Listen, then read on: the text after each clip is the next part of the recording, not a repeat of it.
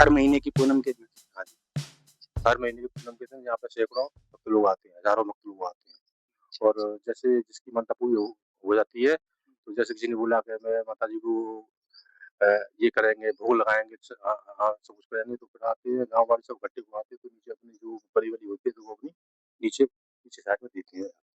हाँ जी। तो यहाँ पर महाराज जी जो कुशल भारती महाराज आए थे और 7 दिनों का जो हवन रखा था वो नहीं, यहाँ पे 4 महीने का चतुर्मास चला था उनका। 4 मास का हुआ हाँ, था। हाँ, 4 मास का चतुर्मास हुआ था यहाँ पे। 4 मास यहाँ पे भोजन भंडारा चालू रहा था, सुबह-शाम दोनों टाइम। अच्छा, जितनी पब्लिक आई, हज़ारों की सैकड़ों की संख्या में यहाँ पे पब्लिक ने भोजन किया, प्रसाद पाया और लास्ट में यहाँ पर लाखों की संख्या में प्रसाद ग्रहण किया भक्त लोगों ने। भंडारा हुआ बहुत विशाल। 4 महीने का चतुर्मास चला था, 4 महीने में यहाँ पर कम से कम ये समझ लो सुबह-शाम दोनों टाइम भोजन भंडार चालू रहा था। हर चीज़ की कोई सी भी चीज़ की कोई कमी नहीं रही थी। चाय वाले चाय पियो, कॉफ़ी वाले कॉफ़ी पियो, जो भी आपकी इच्छा हो, जो सब कुछ करो। हाँ जी। अच्छा, अच्छा। तो यहाँ पर हवन भी हुआ था और बड़ी संख्या में। हाँ, यहाँ पे 108 कुंडी का चंडी महारुद्र यज्ञ हुआ था, जो तुम्हारे बनासकांठा क्षेत्र में अभी तक शायद गुजरात के अंदर नहीं हुआ है इतना मोटा हाँ, यज्ञ। अच्छा, और इतनी पब्लिक आई थी बहुत और यहाँ पे एक तरह का मिनी कुंभ लगा था। मिनी कुंभ लगा था यहाँ पे और यहाँ पर पूरे विश्व में से हर जगह से साधु महात्मा पधारे थे। सबके धूनी अलग-अलग लगे थे, एक तरह का मिनी कुंभ यहाँ पे लगा हुआ था। अच्छा, अच्छा। थैंक यू महाराज जी आपने इतनी प्रश्न की। તો મિત્રો આપણે હવે આયા છીએ અત્યારે માતાજીના મંદિરમાં. અહીંથી આપણે તમને નજીકથી માતાજીના મંદિરના દર્શન કરાવી દઈએ. તો માતાજીના મંદિરના અંદરના દર્શન આપણે કરાવી દઈએ. અત્યારે બપોરના ટાઈમે દરવાજો બંધ છે અને બાપજી હાજર દેખાતા નથી. નહીંતર આપણે તમને અંદર જઈને દર્શન કરાવી દઈએ.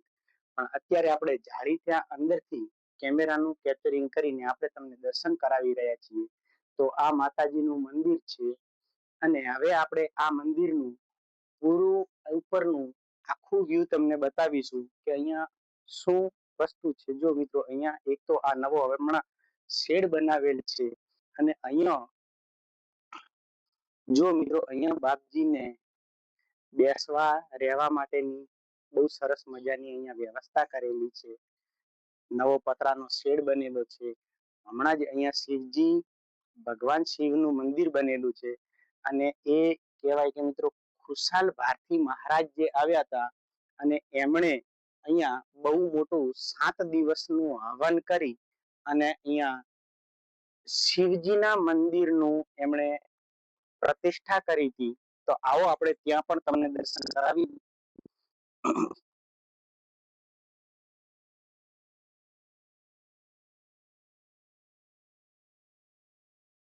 જે ફોટામાં દેખાઈ રહ્યા છે સામે એ ખુશાલ ભારતી મહારાજ એમણે આવી અને અહીંયા ભાગવત કથાનું આયોજન કરેલું હતું. તમે પણ જો ભાગવત કથાની અંદર આવ્યા હોય એ ટાઈમે તો કમેન્ટમાં કરી દેજો જય ઈસ્માની માતા. તો અહીંયા મિત્રો આપણે અત્યારે આવી ગયા છીએ ભગવાન શિવજીના મંદિરમાં. તો આપણે ભોળાનાથના દર્શન કરીશું અને પછી વિડીયોની અંદર આપણે આગળ વધીશું. જય શિવ શંકર મહારાજ, જય ભગવાન શિવ ભોળેનાથ. તો આ મિત્રો આપણે ભગવાન ભોળાનાથના મંદિરમાં આવ્યા છીએ. ભગવાન શિવના દર્શન કરી કમેન્ટમાં લખી દેજો હર હર મહાદેવ. તો મિત્રો આપણે ફાઇનલી અત્યારે પહોંચી ચૂક્યા છીએ ઈસ્માની માતાના મંદિરે. તો જેનો વ્યૂ આપણે તમને બતાવીશું કે ડીસાથી કાંટ રોડ જે દાંતીવાડા નીકળે છે એ રોડ ઉપર આવેલું એક સરસ ભાખર ઉપર બનેલું માતાજીનું મંદિર છે અને ત્યાંનો શું ઇતિહાસ છે તે આપણે અહીંના પૂજારી બાપા જોડે થોડીક વાતચીત કરીશું. તો વિડીયોમાં આગળ બન્યા રહેજો અને અમારી ચેનલ ઉપર જો નવા છો તો ચેનલને સબસ્ક્રાઇબ કરી અને કમેન્ટમાં જય માતાજી અવશ્ય લખી દેજો. તો આગળનો આપણે વ્યૂ જોઈ લઈએ કે રોડ ઉપરથી કયો રસ્તો મિત્રો આવી રહ્યો છે. તો સામે જે દાંતીવાડા રોડ નીકળી રહ્યો છે આ જ દાંતીવાડા રોડ ઉપરથી અહીંયા જે રસ્તો તમને દેખાઈ રહ્યો છે નીચે એ જ રસ્તેથી આપણે સીધા અહીંયા ઉપરની તરફ આવવાનો રસ્તો બનેલો છે. તો આ રસ્તો સીધો અહીંથી ઉપર આપણે આ બાજુથી ભમી અને સીધો અહીંથી નીકળી અને આ આપણે અહીંયા પાર્કિંગની વ્યવસ્થા છે ત્યાં આગળ આપણે આવે છે અને અહીંથી સીધી સીડી છે, ત્યાંથી આપણે અત્યારે હવે માતાજીના મંદિરે દર્શન કરવા માટે જઈશું. તો હવે મિત્રો આપણે ભગવાન શિવના મંદિરના પાછળથી આપણે તમને પૂરું અહીંનું વ્યૂ બતાવીએ કે જો અહીંયા પાછળ અત્યારે કેટલી બધી જગ્યા અને શું બનેલું છે. તો સામેના ભાગમાં મિત્રો જુઓ ઘણા બધા અત્યારે કઈ પાણીના ટાંકા બન્યા છે અને એક ત્યાં સામેની ભાગમાં કબૂતર ઘર પણ બનેલું છે અને હજુ પણ અહીંયા ઘણી બધી વ્યવસ્થા થાય છે અને આ મંદિરની અંદર ઘણું બધું જે અત્યારે બનવા જઈ રહ્યું છે. તો તમે ક્યાંથી આ વિડીયો જોઈ રહ્યા છો તો વિડીયોની અંદર કમેન્ટમાં જય ઈસ્માની માતા અવશ્ય લખજો.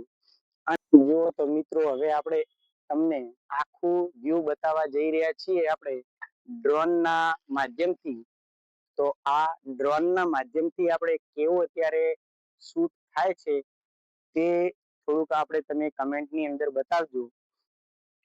કારણ કે આ આપણે એક માપનું મિની ડ્રોન છે અને આનાથી કેવું શૂટ થાય છે તે તમે જોઈ લેજો. હવે આ ડ્રોનની અંદર બધું જ આપણે તમને કેપ્ચરિંગ કરીને બતાવીએ છીએ, પૂરું આજુબાજુનું વ્યૂ. ભાઈ ડ્રોન માસ્ટર આપણે આજુબાજુનું બધું જ બતાવી દો જેથી કરીને ડ્રોનનું સીન કેવું દેખાય છે